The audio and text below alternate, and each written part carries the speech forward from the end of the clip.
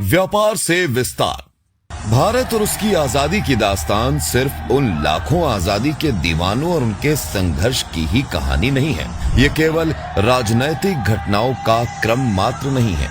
ये उन प्रक्रियाओं की भी कहानी है जिनमें व्यापार, श्रम और ज्ञान ने मिलकर समाज को आकार दिया। सन 1600 में स्थापित हुई ईस्ट इंडिया कंपनी जब भारत आई तब उसका उद्देश्य स्पष्ट था, व्यापार।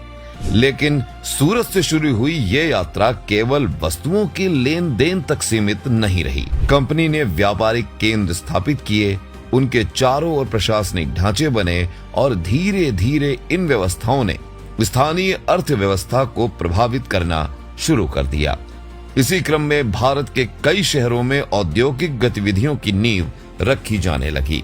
उभरते उद्योग। 19वीं सदी के मध्य तक उत्तर भारत में एक ऐसा शहर उभरने लगा जिसकी भौगोलिक स्थिति उसे विशेष बनाती थी, कानपुर। गंगा के किनारे स्थित ये शहर जल, परिवहन और व्यापार तीनों का संगम था।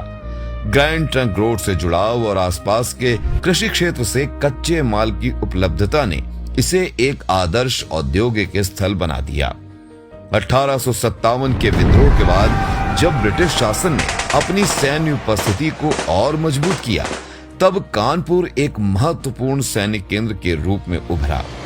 सेना की आवश्यकताओं, वर्दियां, जूते, टेंट और उपकरण ने यहां बड़े पैमाने पर उत्पादन की मांग उत्पन्न की। यही वो मोड़ था जहां कानपुर ने एक साधारण नगर से औद्योगिक शहर बनने की दिशा में निर्णायक कदम रखा। उद्योग का विस्तार।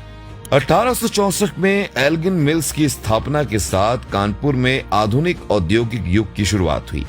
इसके बाद म्योर मिल्स, लाल इमली, जेके ग्रुप और अनेक अन्य इकाइयों ने शहर के औद्योगिक ढांचे को लगातार मजबूत किया।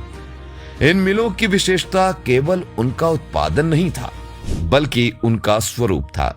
ये कंपोजिट सिस्टम्स थे जहां कच्चे माल से लेकर तैयार उत्पाद तक की पूरी प्रक्रिया एक ही परिसर में संचालित होती थी। हजारों श्रमिक इन मिलों में कार्य करने लगे और धीरे धीरे Kanpur Manchester of the east के रूप में पहचाना जाने लगा। श्रम से कौशल तक। जैसे जैसे उद्योग बढ़े, एक महत्वपूर्ण चुनौती सामने आई। प्रारंभ में श्रमिकों की आवश्यकता थी, लेकिन जल्द ही ये स्पष्ट हो गया कि केवल श्रम पर्याप्त नहीं है। मशीनों को संचालित करने, उनकी मरम्मत करने और उत्पादन प्रक्रियाओं को समझने के लिए प्रशिक्षित तकनीकी जनशक्ति की आवश्यकता थी। उद्योग ने पहली बार ये महसूस किया कि उसकी असली ताकत केवल संसाधनों में नहीं, बल्कि उन लोगों में है जो उन्हें समझते और संचालित करते हैं। यहीं से कुशल मानव संसाधन औद्योगिक विकास का केंद्र बन गया। तकनीक की नींव। इसी आवश्यकता को ध्यान में रखते हुए सन 1921 में हरकोट बटलर टेक्नोलॉजिकल इंस्टीट्यूट की स्थापना की गई, जिसने कानपुर के औद्योगिक विकास को एक नई दिशा दी। इस संस्थान का नाम सर स्पेंसर हरकोट बटलर के नाम पर रखा गया, जो उस समय यूनाइटेड प्रोविंसेस के गवर्नर और एक दूरदर्शी प्रशासक थे।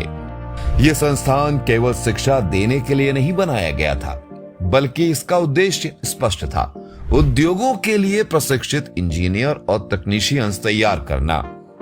यहाँ केमिकल, मैकेनिकल, इलेक्ट्रिकल और लेदर टेक्नोलॉजी जैसे विषयों में बीएससी, डिप्लोमा, बीटेक आदि की शिक्षा प्रारंभ की गई। इस संस्थान ने केमिकल इंजीनियरिंग के क्षेत्र में महत्वपूर्ण योगदान दिया और अपनी एक अलग पहचान बनाई। एचबीटीयू प्राइमरीली केमिकल टेक्नोलॉजी के लिए विशेष रूप से जानी जाती है, जिसमें paint technology, plastic technology, oil technology, food technology जैसे कोर्स विशेष हैं और एचबीटीयू केमिकल टेक्नोलॉजी इन कोर्सेज के लिए विशेष रूप से जानी जाती थी। और हमारा उद्देश्य था कि इन क्षेत्रों में हम skill developed man power supply कर सकें। सन 2016 में इसे विश्वविद्यालय का दर्जा मिला, जिसके बाद ये हरकोट बटलर टेक्निकल यूनिवर्सिटी के रूप में विकसित हुआ। इस प्रकार ये संस्थान शिक्षा और उद्योग के बीच एक सशक्त सेतु बनकर उभरा। ब्रिटिश इंडिया में कानपुर को मैनचेस्टर ऑफ ईस्ट के नाम से जाना जाता था। कानपुर इंडस्ट्रियल शहर होने के नाते यहाँ पर स्किल्ड मैन पावर की जरूरत थी।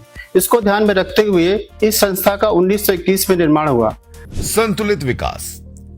एचबीटीयू से निकलने वाले छात्रों ने उद्योगों में केवल काम नहीं किया, बल्कि उन्हें बेहतर बनाया। उन्होंने मशीनों को समझा, प्रक्रियाओं को व्यवस्थित किया और उत्पादन को अधिक प्रभावी बनाया।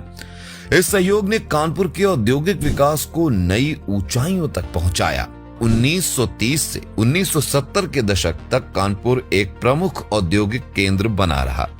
इसी दौर में आईआईटी कानपुर, एनएसआई जैसे प्रमुख शिक्षण संस्थानों की शुरुआत भी इसी संस्थान के परिसर से हुई। नई दिशा। 21वीं सदी में भारत ने विकास के नए आयाम तय किए, जिनमें इनोवेशन और एंटरप्रेन्योरशिप को केंद्र में रखा गया। 2016 में नीति आयोग ने अटल इनोवेशन मिशन की शुरुआत की। इस पहल का उद्देश्य था एक ऐसा वातावरण तैयार करना जहां युवा केवल रोजगार की तलाश करने वाले न रहें, बल्कि नए विचारों के माध्यम से समाधान विकसित करें और अवसर उत्पन्न करें। समय के चलते चलते नई टेक्नोलॉजीज आई और नई टेक्नोलॉजीज के हिसाब से नया जो मैन पावर होना था उसको नई टेक्नोलॉजी सिखानी थी। उसके लिए हमने इनोवेशन सेंटर यहाँ पर डेवलप किया और इनोवेशन सेंटर में हमारे स्टूडेंट्स ही नहीं, आसपास के जो शहर के लोग हैं या कानपुर के लोग हैं, उत्तर प्रदेश के लोग हैं, भारत के लोग हैं, वो आकर के नए नए आइडिया लेकर के हमारे यहाँ काम कर सकते हैं। संभावनाओं का मंच। इसी सोच के अंतर्गत एचबीटीयू इंक्यूबेशन सेंटर की स्थापना की गई। एचबीटीयू में स्थापित यह केंद्र केवल एक इकाई नहीं है, बल्कि एक ऐसा इकोसिस्टम है जहां विचारों को समझा, संवारा और विकसित किया जाता है। यह छात्रों और नव प्रवर्तकों को वो वातावरण प्रदान करता है जहां वे अपने विचारों को तकनीकी रूप दे सकें और उन्हें व्यवहारिक समाधान या व्यवसाय में बदल सकें। आइडिया से उद्योग तक। एचबीटीयू का इंक्यूबेशन सेंटर एक सुव्यवस्थित और चरणबद्ध संरचना के साथ कार्य करता है। प्रारंभिक चरण में बुनियादी ढांचा और प्रशासनिक व्यवस्था विकसित की जाती है। इसके बाद स्टार्टअप्स को कार्यस्थल मार्गदर्शन, तकनीकी सहायता और नेटवर्किंग के अवसर प्रदान किए जाते हैं। अंतिम चरण में शोध, प्रयोगशालाएं और एक समेकित डिजिटल वातावरण तैयार किया जाता है जहां विचारों को वास्तविक उत्पादों और सेवाओं में परिवर्तित किया जा सके। यहां आइडिएशन एक्सेलरेटर और एंटरप्रेन्योरशिप ट्रेनिंग जैसे पहले छात्रों को न केवल तकनीकी दृष्टि बल्कि व्यावसायिक समझ भी प्रदान करती हैं। इस विश्वविद्यालय के आसपास कानपुर क्षेत्र, उत्तर प्रदेश के कोई भी व्यक्ति जो कि उनके द्वारा उद्योगों में, खेतों में, घरों में कहीं पर भी जो समस्याएं उनको अनुभव होती हैं, उनको जो है सॉल्व करने के लिए अग्रसर हैं। उनके साथ हम लोग कनेक्टिविटी बनाकर, अपने विश्वविद्यालय के छात्रों के साथ कनेक्टिविटी बनाकर उनको एक अच्छा प्लेटफॉर्म इस इंक्यूबेशन सेंटर के तहत देते हैं और सुचारू रूप से उनके अनुसार ही नीति निर्धारण भी करते हैं, जिससे कि जो है उनको उनकी कोई भी जो है इस चेष्टा में कहीं पर भी कोई रुकावट ना आए और वो एक अच्छे प्रॉब्लम सॉल्वर बने, साथ ही जो है जॉब सीकर्स के रूप में ना रह जाएं और एक जॉब प्रोवाइडर्स के रूप में रहें, जो कि जो है समाज के हर कोने में रोजगार भी सृजित करें। समय के साथ। आज के समय में जब तकनीक तेजी से बदल रही है, ऐसे में इंक्यूबेशन सेंटर्स एक महत्वपूर्ण भूमिका निभाते हैं।